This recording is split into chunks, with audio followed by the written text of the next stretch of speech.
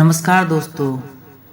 आज मैं आप लोगों को बताना चाहता हूं कि भारतीय जनता पार्टी ने आज एक और उम्मीदवार पर अपनी मोहर लगा दी है। जी हां, केंद्रीय चुनाव समिति में होने वाली बैठक में लोकसभा चुनाव 2024 के लिए एक नाम पर अपनी स्वीकृति प्रदान कर दी है और वो है रत्नागिरी सिंधुदुर्ग से श्री नारायण राणे। जी हां, ये नाम आप सुन रहे होंगे, श्री नारायण राणे जी का, जो रत्नागिरी सिंधुदुर्ग से इनको लोकसभा का टिकट दिया गया है। दोस्तों, अगली खबर में मैं आप लोगों को बताना चाहता हूं कि जो कल 19 अप्रैल को लोकसभा के जो चुनाव होने वाले हैं वो उसके बारे में मैं आप लोगों को बताना चाहता हूं, तो आप लोग उसके बारे में ध्यान से सुनिएगा।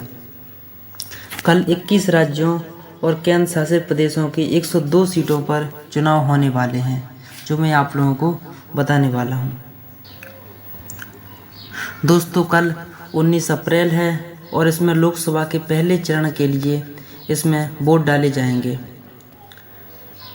इसमें दोस्तों 102 सीटों पर मतदान होना है। 102 सीटों पर ये वोट डाले जाएंगे, जो मैं आप लोगों को बताने वाला हूं। ध्यान से सुनिएगा।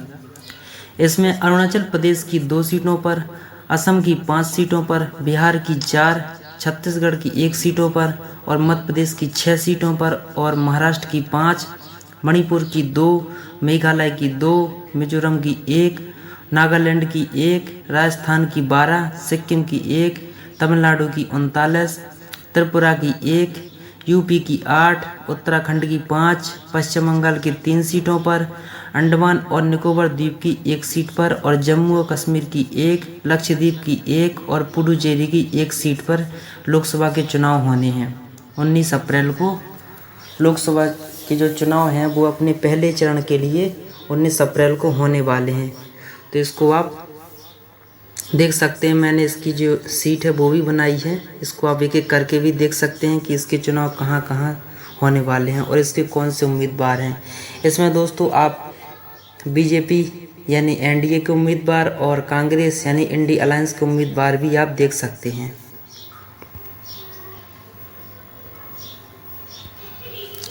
इसमें मैं आप लोगों को बताने वाला हूं कि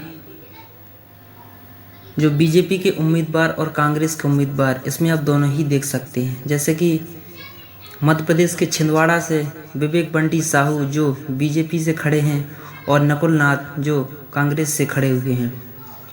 वहीं बालाघाट से भारती पार्थी बीजेपी से और सम्राट सारस्वत जी कांग्रेस से। वहीं मध्य प्रदेश के जबलपुर से आशीष दुबे जी बीजेपी से और दिनेश यादव जी कांग्रेस से खड़े हुए हैं। वहीं मंडला से फग्गन सिंह कुलस्ते जी अपने एनडीए के उम्मीदवार हैं और ओमकार सिंह मार्कम जो इंडिया अलायंस से हैं। इसके अलावा सीधी से राजेश मिश्रा जी हैं एनडीए के उम्मीदवार और कमलेश्वर पाटिल जी हैं, ये हैं आपके इंडिया अलायंस से।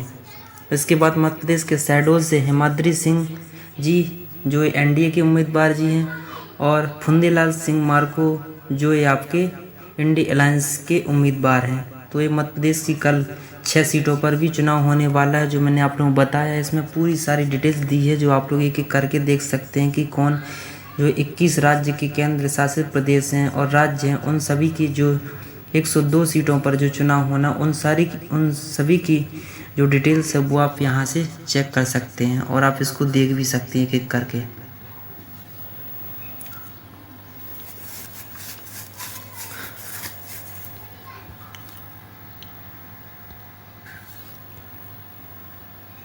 फिलहाल मैं आप लोगों को 1-2 सीट के बारे में और बता देता हूं, जैसे कि महाराष्ट्र के नागपुर से नितिन जयराम गडकरी जी जो एनडीए के उम्मीदवार हैं और विकास ठाकरे जो इंडिया अलायंस से खड़े हुए हैं।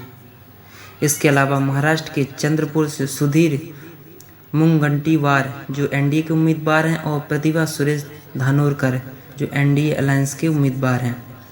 इसके अलावा इनर मणिपुर से थोना ओजम बसंत कुमार सिंह जी जो एनडीए के उम्मीदवार हैं और प्रो अनगोमचा बिमोल अकोइजम जो इंडिया अलायंस के उम्मीदवार हैं। इसके अलावा मेघालय के शिलांग से डॉक्टर मेजल अम्परिन लिंगदो जी जो एनडीए के उम्मीदवार हैं और विंसेंट एच पाला जो इंडिया अलायंस के उम्मीदवार हैं।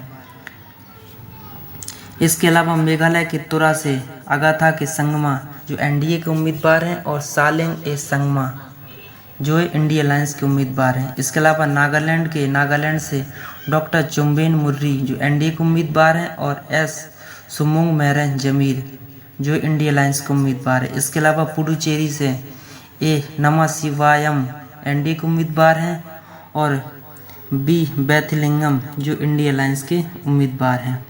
इसको आप लोग देख सकते हैं।